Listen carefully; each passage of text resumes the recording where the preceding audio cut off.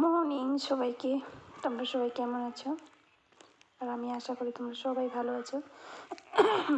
আর আজকে আমি একটা নতুন রেসিপি নিয়ে এসেছি, সেটা হচ্ছে মাছ ভাজা। সেটা আমি বিনা তেলে মাছ ভেজেছি, আর সেটা আমি আপনাদের দেখাতে পারলাম না লাইটের অভাবে, কারণ লাইট ছিল না, তার জন্য দেখাতে পারলাম না। আর এখানে আমি নিয়ে নিয়েছি, তেলটা আমার গরম হয়ে গেছে, আর এটা আমি ঝোল করব মাছের। আর আমি কীভাবে ঝোল করছি সেইভাবে আপনারাও করবেন, খেতে খুব ভালো লাগে।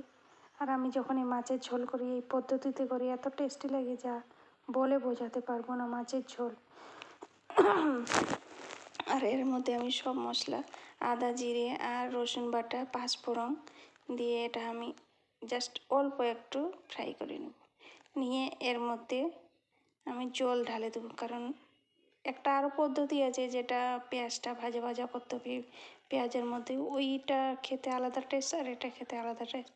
এটা খেতে মিষ্টি মিষ্টি একটা ভাব লাগে, এত সুন্দর লাগে। আপনারাও প্লিজ এইভাবে একবার রান্না করে দেখবেন, খুব খুব ভালো লাগে খেতে। দিয়ে দিচ্ছি লবণ আর লঙ্কার গুঁড়ো দিয়ে। আর আপনারা কে কোথা থেকে আমার ভিডিওটা দেখছেন প্লিজ লাইক, কমেন্ট আর শেয়ার করবেন। ভালো হলেও শেয়ার করবেন, খারাপ হলেও শেয়ার করবেন। আপনারা কেউ লাইক, কমেন্ট, শেয়ার করছেন না, আর আমাকেও ভালোও লাগছে না। একটু লবণটা বেশি করে দিন, ঝালটা একটু বেশি করে দিলাম, তাহলে খেতে ভালো লাগে।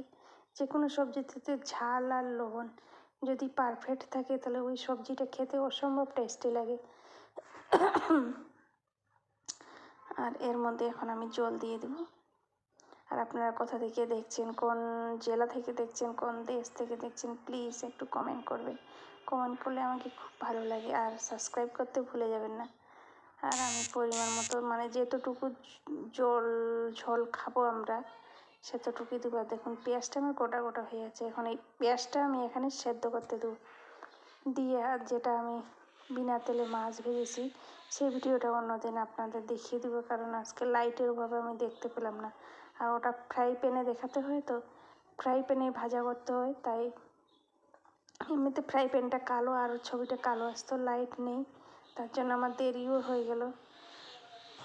আমাদের বাড়িতে ইনভার্টার আছে, কিন্তু আমি যেখানে ভিডিও করি সেখানে লাইটটা নেই, তাই ওই আদার্স একটা লাইট আছে, ওই লাইট দিয়ে চলছে। ইনভার্টারের যেখানে যেখানে লাইটের দেওয়া হয় সেখানেই আছে। আর এটা আমি আমার একদমই সামনেই আছে এই লাইটটা, তাই গ্যাসটাও একটু সব চাপিয়ে নিচ্ছি।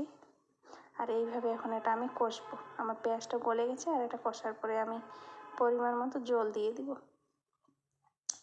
আর তোমরা এইভাবে একবার প্লিজ রান্না করবেন, আর আমাকে কমেন্ট করে বলবেন কেমন হয়েছে।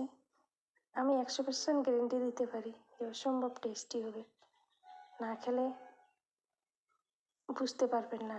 আর এইভাবে একবার রান্না করে দেখবেন, খুব খুব ভালো লাগবে। আর এখন আমি নিয়ে নিলাম পরিমাণ মতো ঝোল, যেটা আমরা খাবো। আর এই ঝোলটা একটু ফুটিয়ে গেলে আমি মাছটা দিয়ে দেবো। আর আমাদের বাড়িতে যেহেতু 4 জন, বেশি জল লাগবে না, হয়ে যাবে। আদার্স আরও সবজি আছে, ভেন্ডি আলু দিয়ে একটা সবজি করেছি।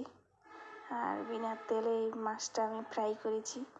আর এইভাবে ফ্রাই করলে মাছটা খেতে খুবই ভালো লাগে। আপনারাও প্লিজ এইভাবে একবার দেখবেন। আর আমি এই মাছটা কীভাবে ফ্রাই করেছি অন্য একটা ভিডিওতে দেখিয়ে দেবো, নেক্সটে যেদিন মাছ রান্না করবো আবার সেদিন। আর আমার এই ঝোলটা ফুটে উঠেছে, আর কিছুক্ষণ একটু আর ঝোল দিয়ে দিলাম।